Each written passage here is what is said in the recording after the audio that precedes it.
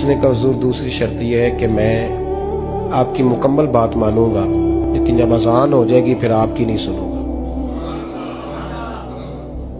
तीसरी बात उसने ये की कि हुजूर मैं आपके घर में काम करूंगा पर आपके किसी सवाल का जवाब नहीं दूंगा। कहते मैंने कहा यार तू बड़ा अजीब है, शर्तें तो मालिकों की होती हैं। कहने लगा जी बहरहाल मैं शर्तें लगा के जाता हूं। फरमाते हैं मैं उसे घर ले आया,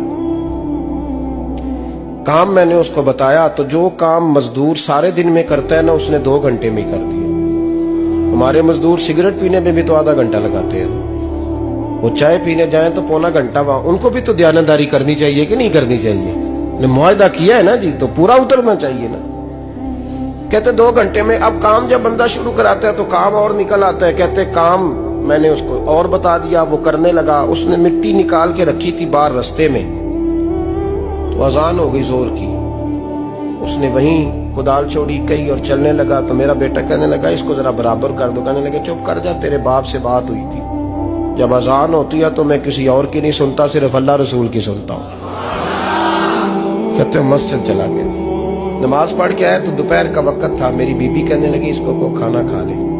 कहते हमने कहा खाना खा लो, तो कहने लगा मैंने रोजा रखा, रमजान भी नहीं था, नफली रोजा रखा हुआ। फरमाते हैं शाम हुई, मैंने 3 दिनार दिए तो मैंने कहा तेरा नाम क्या है? कहने लगा मैंने आपसे कहा था मैं किसी सवाल का जवाब नहीं दूंगा।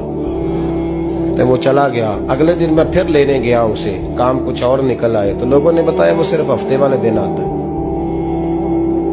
मैंने कहा क्यों? कहने लगे जी वो कहता है मेरा हफ्ते का खर्चा 3 दिनार है, जब 3 दिनार कमा लेता हूं तो बाकी सारा टाइम अल्लाह रसूल की जिक्र में गुजार दिया करता हूं। फरमाते हैं जी अगले हफ्ते में फिर लेने गया, मैंने पूरा हफ्ता इंतजार किया कि काम उसी से कराना है। मैं जब गया तो मैंने कहा चलो। कहने लगा मेरी शर्तें याद है ना?